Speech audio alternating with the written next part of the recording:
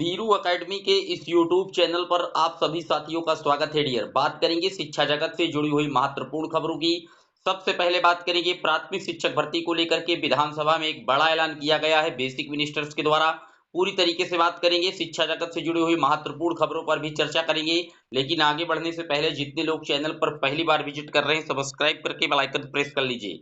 Dear, आपकी screen पर जो सबसे पहली अपडेट लगी हुई है वो आप देख सकते हैं कि कल कहीं ना कहीं शिक्षा सेवा चयन आयोग का जो विधेयक है वो सदन में पेश कर दिया गया है, क्योंकि मानसून सत्र का जो प्रथम दिवस था वो कल ही था और कल ही इसका विधेयक जो है सदन में पेश कर दिया गया। और आज विधानसभा में मानसून सत्र का दूसरा दिन था, तो वहां पर आप देख सकते हैं विपक्ष के द्वारा शिक्षक भर्ती को लेकर के कहीं ना कहीं जो प्रश्न हैं वो पूछे गए हैं। तो प्रश्न अनिल प्रधान जी की तरफ से पूछा गया है और उन्होंने कहा है कि क्या बेसिक शिक्षा मंत्री बताने की कृपा करेंगे कि प्रदेश में बेसिक शिक्षा विभाग में शिक्षकों के कितने पद स्वीकृत हैं तथा उक्त स्वीकृत पदों के सापेक्ष कितने पद वर्तमान में रिक्त हैं। ये प्रश्न आज डियर पूछा गया है। आप देख सकते हैं मंगलवार के लिए ये अलर्ट था प्रश्न, और इस पर जो बेसिक मिनिस्टर हैं उत्तर प्रदेश के माननीय संदीप सिंह जी ने उन्होंने बखूबी तरीके से वही पुराने अंदाज में जो लगातार वो पिछले 6 साल से देते आ रहे हैं बयान, उसी बयान को उन्होंने चिपका डाला। उन्होंने पूरी तरीके से शिक्षकों के लिए जो अनुपात और समानुपात है फिट बता दिया।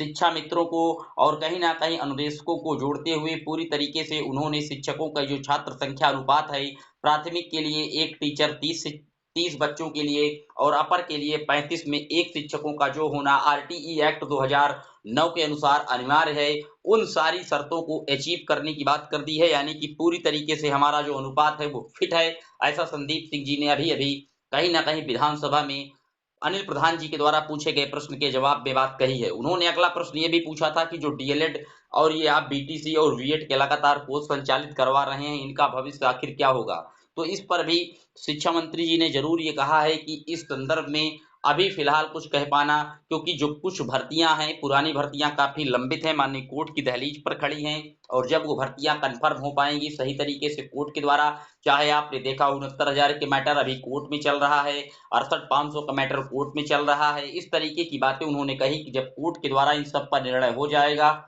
तो निकट भविष्य में भर्तियां की जाएंगी। लेकिन यह सत्य है, तथ्य पूरी तरीके से स्पष्ट हो गया है कि अभी शासन स्तर पर नई प्राथमिक शिक्षक भर्ती की किसी भी प्रकार से कोई गुंजाइश बेसिक मिनिस्टर जी के द्वारा नहीं दिखाई पड़ रही है।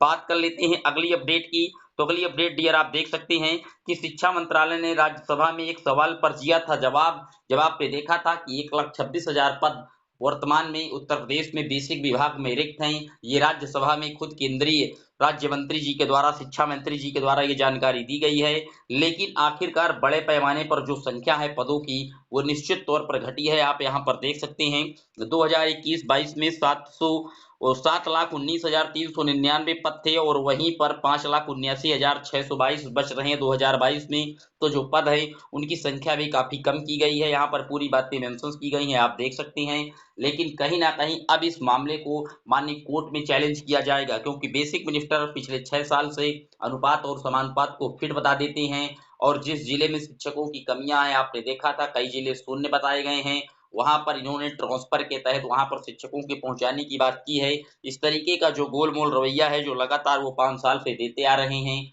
वही बयान उन्होंने फिर दिया है। हालांकि जो पद रिक्त हैं इसको लेकर के अब जो अभ्यर्थी हैं वो माननीय कोर्ट की दहलीज पर जा रहे हैं, क्योंकि राज्यसभा में जो दिया गया आप देख सकते हैं केंद्रीय शिक्षा मंत्री जी के द्वारा जो बयान है वहां पर साफ साफ जो पदों की स्वीकृति है 1,26,000 पद रिक्त है, और खुद योगी सरकार ने 51,112 पदों का हलफनामा सुप्रीम कोर्ट में दायर किया है। इन सब को आधार बनाते हुए अब मामला माननीय कोर्ट की ओर जाता दिख रहा है डियर।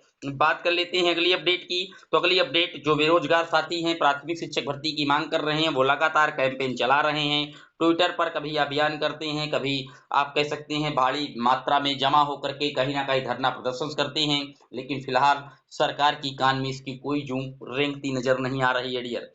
बात कर लेते हैं अगली अपडेट की। तो अगली अपडेट डियर देख सकते हैं 69,000 शिक्षक भर्ती में कैंडिडेट्स का जो धरना है वो आज शुरू हो रहा है, और हाई कोर्ट और सुप्रीम कोर्ट से राहत मिलने के बावजूद भी नियुक्ति नहीं मिल पा रही है 69,000 शिक्षक भर्ती में, जो एक अंक से रह गए थे चयन सूची में, क्योंकि एक प्रश्न गलत था उसको लेकर के माननीय कोर्ट का दरवाजा खटखटाया था अभ्यर्थियों ने और आखिरकार अभ्यर्थियों की जीत हुई थी और सरकार को आदेशित किया गया था कि इन सभी को 1 अंक वालों को तुरंत नियुक्ति पत्र दिया जाए। लेकिन फिलहाल सरकार ना कोर्ट का सुन रही है, ना किसी का। वो सिर्फ और सिर्फ पूरी तरीके से तानाशाही पर आमादा है।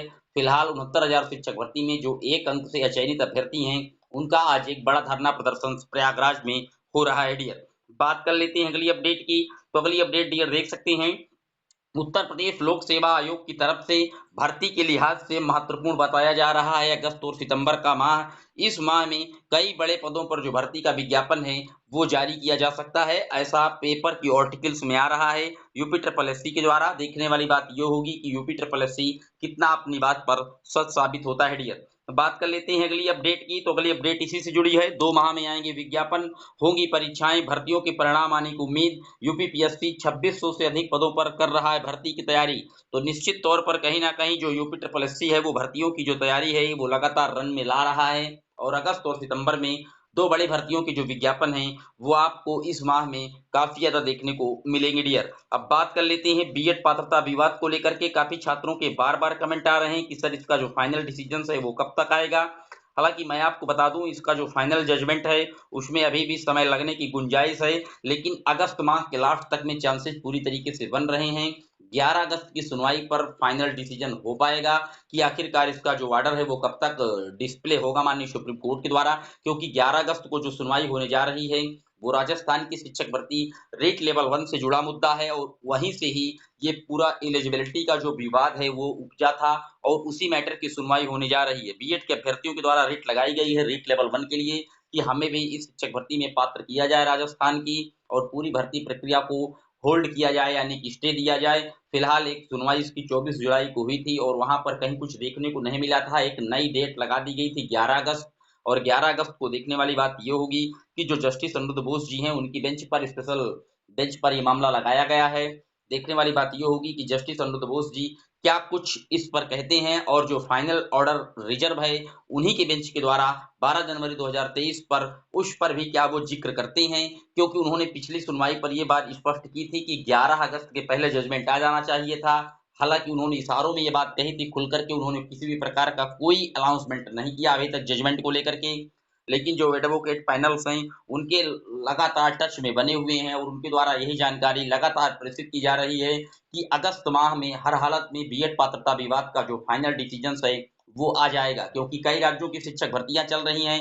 अभी आपने देखा था झारखंड की शिक्षक भर्ती का विज्ञापन जारी किया गया है, लेकिन वहां पर भी अभी अदर स्टेट के अभ्यर्थियों को कोई मौका नहीं दिया गया है। फिलहाल आप जानते हैं कि इसी तरह बिहार में भी हुआ था और फिर अंत में बिहार राज्य सरकार के द्वारा सभी राज्यों को मौका दिया गया था और उसी तरीके से जो झारखंड में 26,000 पदों पर शिक्षक भर्ती होने जा रही है, निश्चित तौर पर वहां भी सभी अभ्यर्थियों को मौका आखिरकार सरकार को देना पड़ेगा, क्योंकि कुछ जो आर्टिकल्स हैं संविधान की उनका उल्लंघन हो रहा है समानता का अवसर के रूप में। तो निश्चित तौर पर यह मामला कोर्ट जाएगा तो उसके पहले हो सकता है कि झारखंड सरकार भी बदलाव करे, लेकिन आप ये मान लीजिए कि फिलहाल उत्तर प्रदेश में भी प्राथमिक शिक्षक भर्ती दूर तक दिखाई नहीं पड़ रही है। ये था आज का शिक्षा जगत से जुड़ा हुआ दैनिक महत्वपूर्ण वीडियो।